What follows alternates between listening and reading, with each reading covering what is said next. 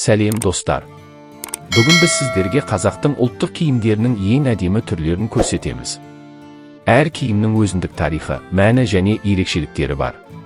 Қазақтың ұлттық киімдері тек сән емес, олар халқымыздың мәдениетінің, дәстүрінің және рухының айнасы.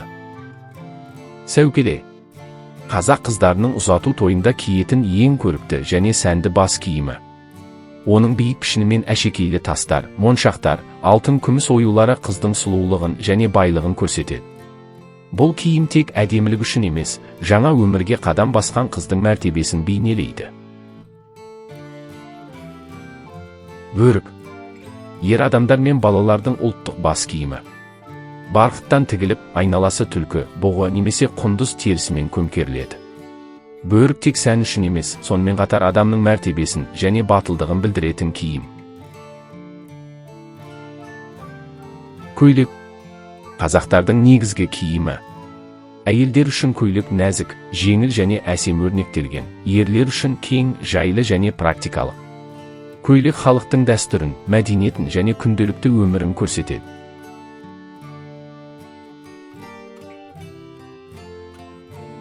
Камзол. Қазақ әйелдерінің дәстүрлі киімі. Ол барқыттан немесе жібектен тігіліп, алтын мен күміс жіппен әдемі өрнектеледі. Камзол әйелдің нәзіктігін, талғампаздығын және ұлттық мәдениеттің сұлулығын көрсетеді. Әр өрнегі халқымыздың тарихынан қалған символ. Шапан. Қазақ ерлерінің дәстүрлі салтанатты киімі. Оны билер, ақындар немесе елдің құрметті азаматтары киген. Шапан кең, жылы әрі оюлы, оған қарап адамның мәртебесін аңғаруға болады. Сондай-ақ, шапан сыйға тарту арқылы құрмет пен алғыс білдірген. Тақия. Жеңіл әрі әсем бас киім. Ол ерлер мен әйелдер үшін де қолайлы. Тақиядағы ою өрнектер тек әшекей емес, олар бақыт, береке және сәттіліктің символы.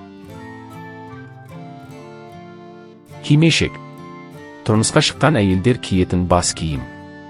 Оның пішіні мен өрнектері әйелдің жасын, отбасылық мәртебесін көрсетеді. Кимешек инабаттылықтың, сыпайылықтың және отбасының символы. Тымақ. Қазақ ерлерінің және балалардың жылы бас киімі. Ол көбінесе жүннен немесе барқыттан жасалады, ұлттық ою өрнектерімен безендірілген. Тымақ киімнің сәнін арттырып, адамның мәртебесін көрсетеді. Құрсақша. Қазақ әйелдерінің сәнді белдігі. Жас аналар оны киіп, отбасының символын білдірген. Белдік нәзік және әсем, әр тігісі мен өрнегі халықтың дәстүрін көрсетеді. Күздеу. Әйелдердің жеңіл бас орамалы.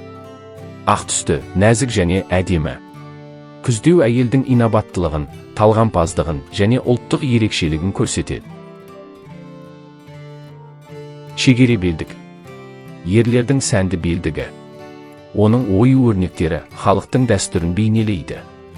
Белдік тек киімнің бөлігі емес, күш пен мәртебенің символы. Желбеу. Қазақ қыздарының шашын сәндеуге арналған әшекейлі лента. Ол түрлі түсті ленталармен, бисермен және өрнектерімен безендірілген.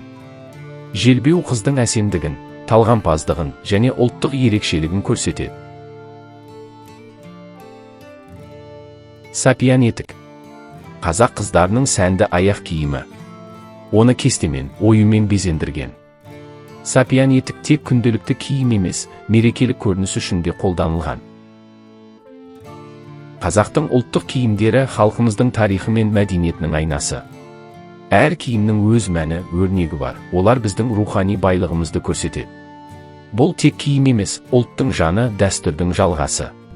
Ұлттық киімдеріміздің сұлулығы мәңгі жасай берсін.